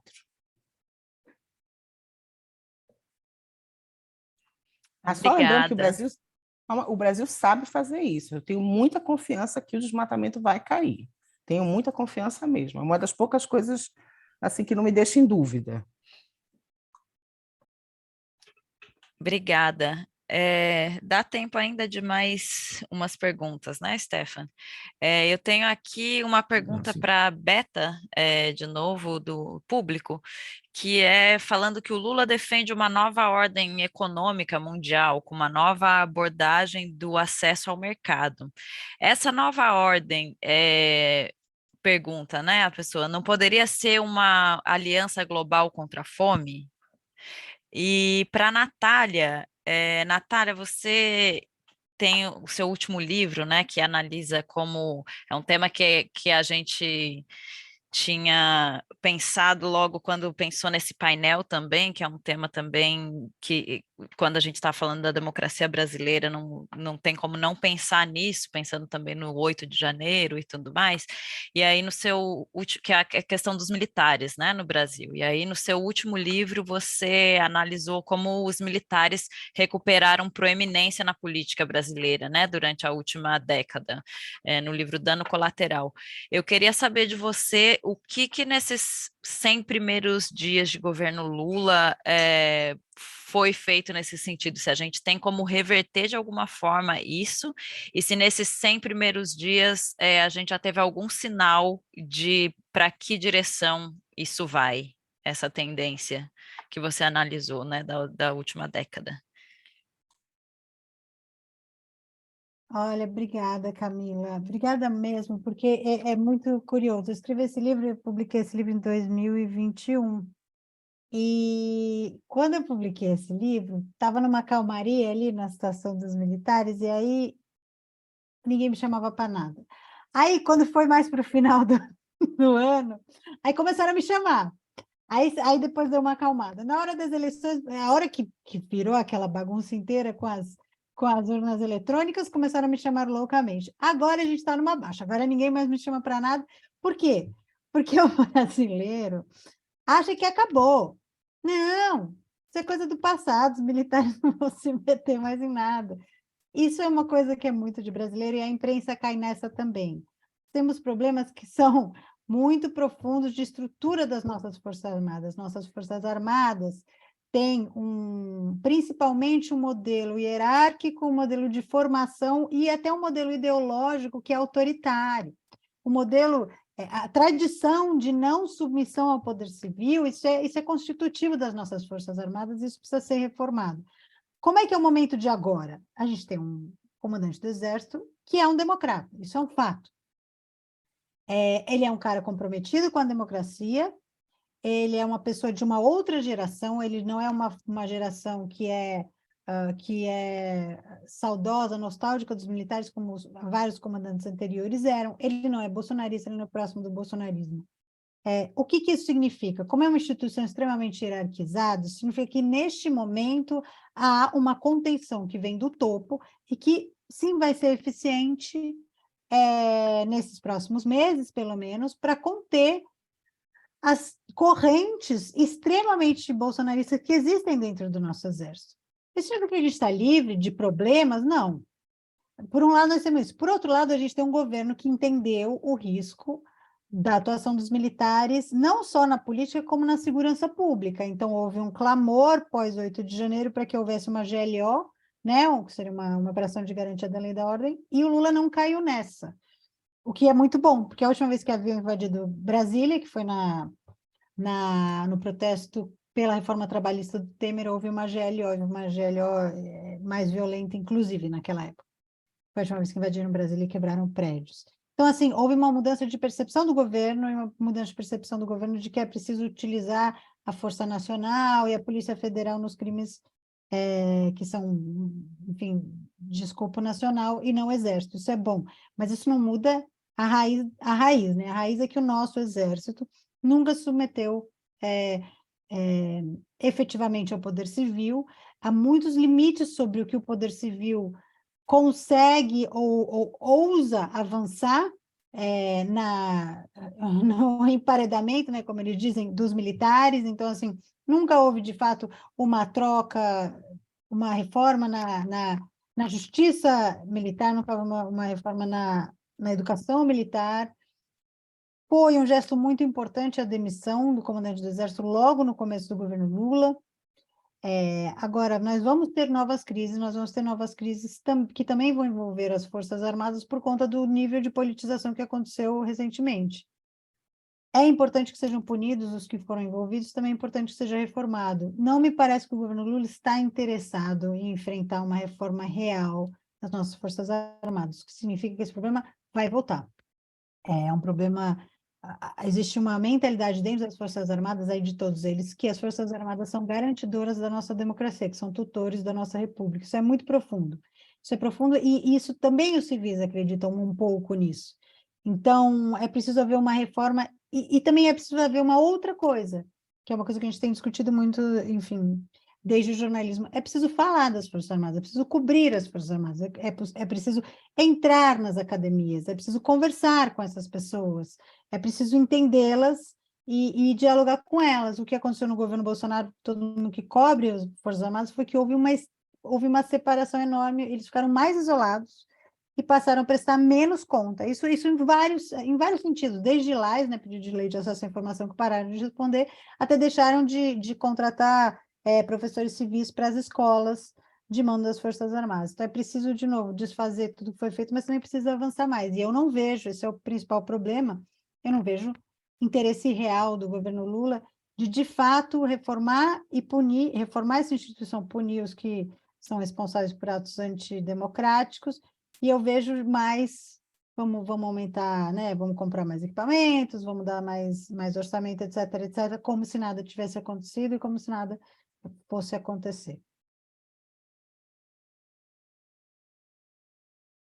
Só para comentar em relação à ideia, né, se essa aliança poderia ser um incentivador de um novo padrão, de uma nova postura, né, do ponto de vista político e econômico global. Sim ou não, né? Depende muito das condições em que ela for estabelecida. O que a gente precisa lembrar é, desde que o mundo é mundo, há inúmeras estratégias, acordos, frentes, alianças, compromissos globais para acabar com a fome, e a gente simplesmente naturalizou que, quando a gente está bem, o mundo tem em torno de 600 milhões de pessoas passando fome. Qualquer coisa que aconteça, esses 600 viram 800, esses 800 viram 1 bilhão. É assim, é ter uma crise de preço de alimentos, é ter um conflito em algum lugar, é o petróleo aumentar, é a Covid aparecer, enfim. Então, quando nós estamos bem, nós temos 600 milhões de pessoas passando fome. Os últimos relatórios das agências das Nações Unidas que lidam com a agenda de alimentação, o de 2021, se eu não me engano, mostrou que cerca de 3 bilhões de pessoas não têm recursos suficientes para garantir uma alimentação saudável. Isso quer dizer uma alimentação diversificada, baseada em produtos frescos, frutas, hortaliças, etc. Diminui esse número quando você pensa só em caloria. Seja lá o que for, está dando caloria para o teu corpo. Mas uma alimentação de fato que proteja você, que garanta crescimento das crianças, desenvolvimento, etc., nós estamos com números muito, muito preocupantes. Então, se uma aliança como essa pode mudar a nossa direção e o paradigma, eu sinceramente duvido, sabe? Porque, de fato, quando você tem que colocar a questão da fome não como ela em si e as ações que precisam ser feitas para reduzir a fome. Lógico que isso é importante, mas, na verdade, a fome ela é resultado de processos políticos e econômicos. Então, se a gente não incidir nas regras de comércio internacional, nas regras de incentivos, de tributação, de acesso a trabalho, etc., a gente sempre vai lidar com esse problema. A humanidade convive com isso, né? Então, acho que ela pode ser, sim, se as bases forem bases que mexem na estrutura da desigualdade. E ela pode ser não, se for mais um plano, né, que vai falar com que todo mundo quer acabar com a fome, com boa vontade, de aumentar programas pontuais, etc. Né? Eu acho que realmente esse compromisso já foi cobrado do mundo várias vezes, ele já foi teoricamente assumido muitas vezes, mas, de fato, a gente não teve os resultados necessários.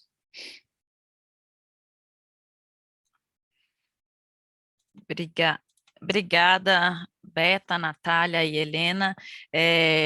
A gente conseguiu responder, acho que a maioria, quase todas as respostas do público. Eu passaria de volta, então, para o Stefan, que vai fazer, acho que, uma última pergunta para vocês fazerem as considerações finais também.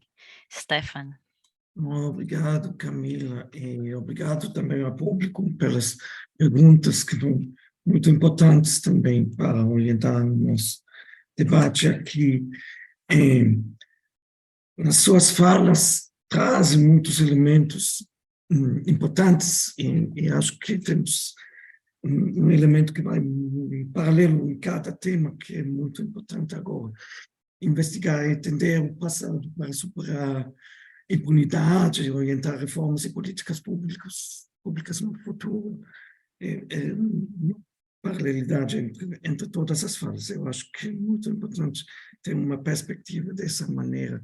Nós temos desafios enormes em reforma de segurança pública, políticas alimentares, de uma forma de reformando um modelo estabelecido, e também a proteção aos territórios dos povos tradicionais em todo o Brasil, não só a Amazônia, mas a Amazônia é um campo de luta.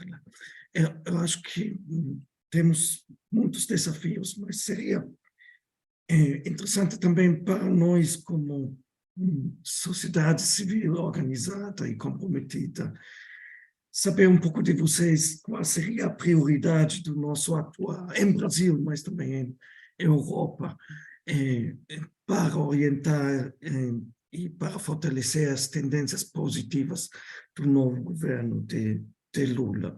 Poderiam nos dar uma pequena orientação cada uma, por favor? Podemos iniciar com Natália, pois,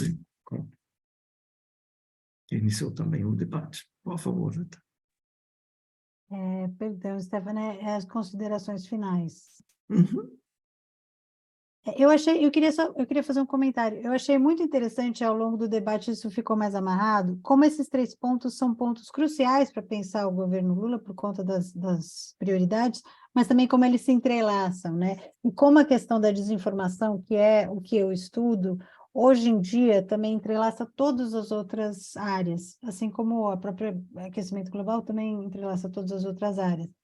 Isso porque desinformação, hoje em dia, é parte da disputa política. Não existe mais disputa política no mundo em que a política é digital, sem o uso da desinformação como arma política. Isso é por um motivo muito simples.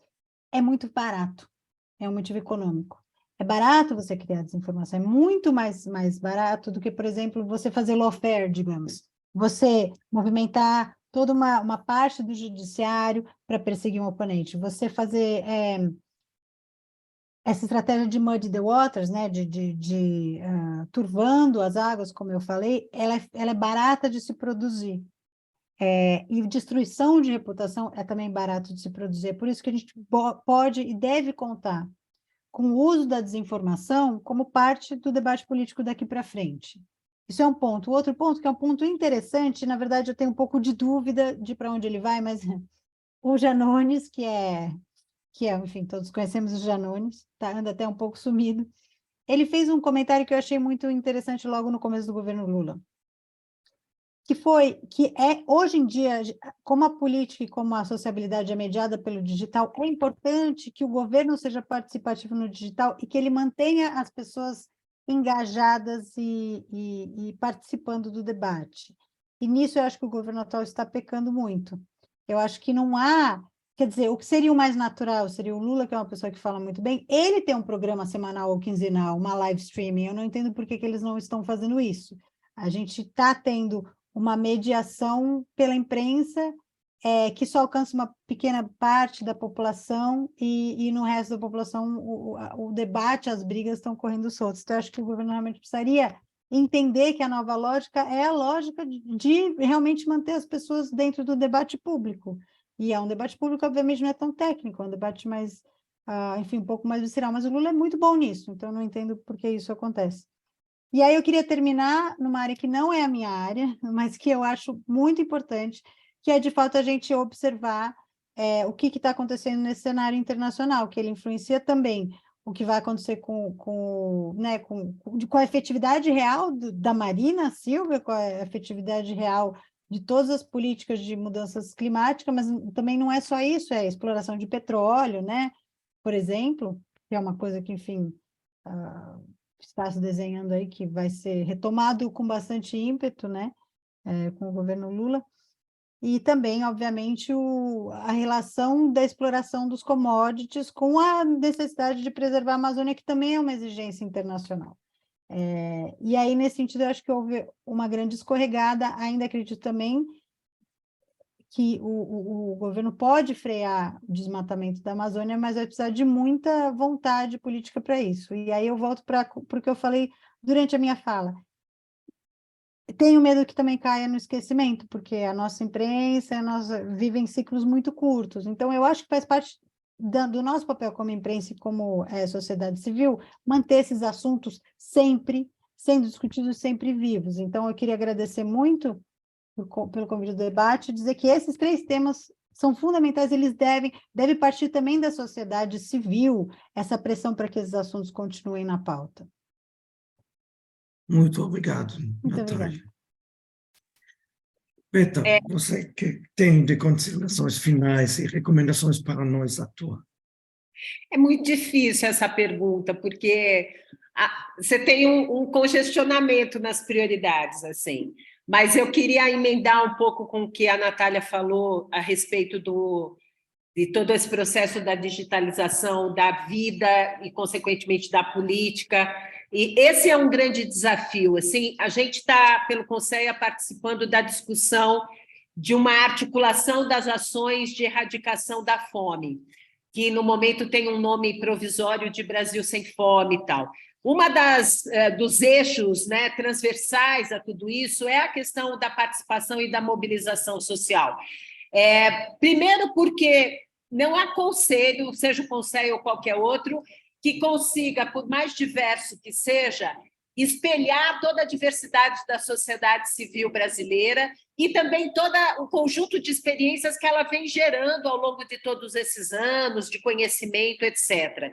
Você precisa pôr muito mais gente na roda, né? Muito mais. E a questão é como que a gente faz isso. Certamente, os meios digitais eles são um caminho para isso, mas, de alguma maneira, eles ainda engajam quem já está engajado de algum jeito, né? Mas a gente tem um contingente da nossa sociedade que está exposto a fake news, a narrativas mentirosas, etc., que tem muito pouco canal para entrar nessas discussões. E se a gente precisa, por exemplo, para combater e erradicar a fome, a gente precisa de uma grande mobilização no sentido de sustentar que essa seja uma agenda prioritária e, consequentemente, ela capte recurso público, ela capte o esforço público para isso, você precisa criar um processo de, vou usar uma palavra muito totalitarista, mas um consenso em torno disso, né? E isso não é tão simples e tão fácil. Então, acho que esse é um grande desafio. Eu acho que o outro desafio é você recuperar o papel e a capacidade do poder público de realmente incidir nos grandes problemas nacionais. A gente passou nessa onda ultraliberal de que o Estado é incapaz, que o Estado não dá conta, mas, na verdade, quem é responsável e tem a obrigação de criar as condições para a realização de todos os direitos humanos e o da alimentação em particular é o Estado, né, nacional. Então, a gente precisa realmente recuperar essa capacidade do ponto de vista dos processos, do orçamento e também do ponto de vista que a sociedade veja no Estado realmente o papel que ele precisa ter para dar conta de orquestrar as relações dentro da nossa sociedade. Obrigada. Obrigado, Beta. Helena, que nos traz de recomendações para o nosso atuar e o balanço do debate?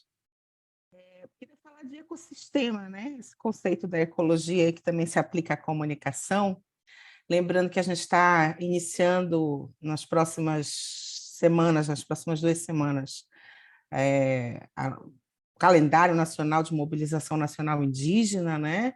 Vão ter povos indígenas acampados em Brasília no 19º acampamento Terra Livre, de 24 a 28 de abril. É um momento que acontece há 19 anos, mas a imprensa nacional nunca dá atenção.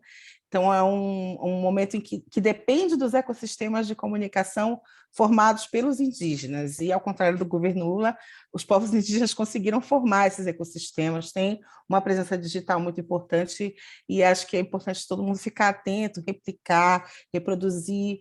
Vai ter discussão sobre o marco temporal, vai ter anúncios de demarcação de terra indígena, e seria muito bacana se todas as organizações da sociedade civil e os órgãos de imprensa independentes, livres, estivessem atentos, né, para o que estiver acontecendo em Brasília nesse período. Eu queria trazer, para finalizar, uma discussão que eu acho muito importante, que passa por essa mudança de uma visão sobre a Amazônia, sobre os povos indígenas, uma mudança de ótica, dessa ótica colonial, né? A gente tem uma revolução na arqueologia amazônica, não sei se todo mundo já ouviu falar nisso.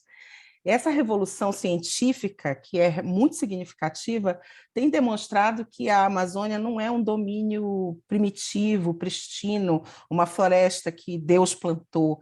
Pelo contrário, é um jardim dos povos indígenas, que é fruto do manejo, do conhecimento desses povos. Daí a gente vê concentrações de castanhais maiores num local, outras espécies domesticadas em outro. Enfim, existe um trabalho de manejo. E a gente tem essa correlação que hoje já é muito famosa no mundo inteiro, que os povos indígenas são 5% da população mundial e protegem 80% da biodiversidade. Então, a despeito de todas as redes de desinformação digital, essa é uma realidade, um fato concreto que acho que os governos, e o governo Lula principalmente, precisam olhar, porque a biodiversidade é o que garante segurança alimentar, inclusive, né? É o que garante o combate à fome. Então, eu acho que passa muito por... eu vejo que o Brasil ele tem uma tradição de respeito aos direitos territoriais indígenas, sempre muito conflituosa, mas falta respeitar a autodeterminação desses povos. Então, eu disse antes que eu acredito que o Brasil é capaz de combater e até zerar o desmatamento, acredito mesmo, porque o Brasil sabe fiscalizar. Mas tudo pode ser botado a perder se o governo Lula aprovar, fazer um licenciamento para inglês ver e aprovar a BR-319, que vai cortar uma extensão territorial muito grande de floresta amazônica e vai botar por água abaixo qualquer esforço de fiscalização contra o desmatamento, porque as estradas são os grandes vetores de desmatamento da Amazônia, todas elas têm essa história. Então, quando a gente pretende olhar para a história, para o passado do Brasil em relação à Amazônia, por exemplo, a gente anda na BR-163, eu digo, tinha que mudar o nome das estradas. A BR-163 é a Estrada do Genocídio Panará. A BR-230, a Transamazônica, é a Estrada do Genocídio Arara, do Genocídio Paracanã, do Genocídio Araueté. E a BR-319, se for aberta, vai ser a estrada de quais genocídios, entendeu? Então, eu acho que a gente tem que mudar essa visão de desenvolvimento, essa ótica colonial sobre a Amazônia, passa muito por tratar da visão militar sobre a Amazônia, mas trata também da visão do senso comum da sociedade, né? E eu acho que esse que é o desafio para a imprensa, para organizações da sociedade civil. Acho que esse debate ajudou muito, para mim, pelo menos, a organizar as ideias nesse sentido. Agradeço.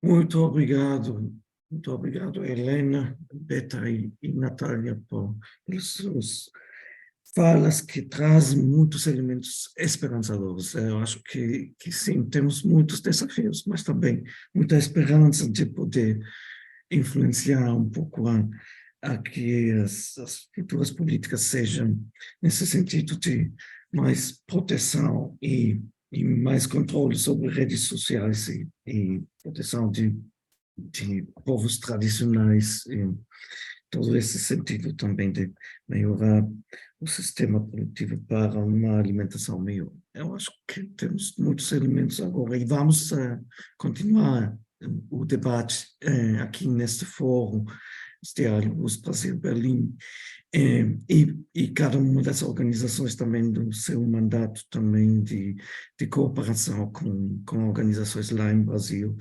Isso é muito, muito importante ter os elementos que vocês trazem para um público também aqui em Alemanha que tem interesse de seguir a situação brasileira e também se orientar como apoiar a sociedade civil comprometida. Não quero fechar sem agradecimentos, muitos agradecimentos para realizar o evento. Primeiro de tudo, os tradutores, a Kirsten e a Martin, que nos têm apoiado muito, muito, muito para realizar e trazer toda a informação de vocês a público alemão, todo o apoio técnico por Christine, Bini e Victor, e toda a organização de trás e de preparação de todas as organizações que já e nombramos ao início. Muito obrigado novamente às nossas expertas e boa noite para todas e todos. Boa noite, muito obrigada. Obrigado a você. Parabéns também, muito bom. Tchau, gente. Obrigada. Foi um prazer e uma honra, viu? Obrigada. Boa noite, Obrigado. obrigada, gente. Prazer. Tchau.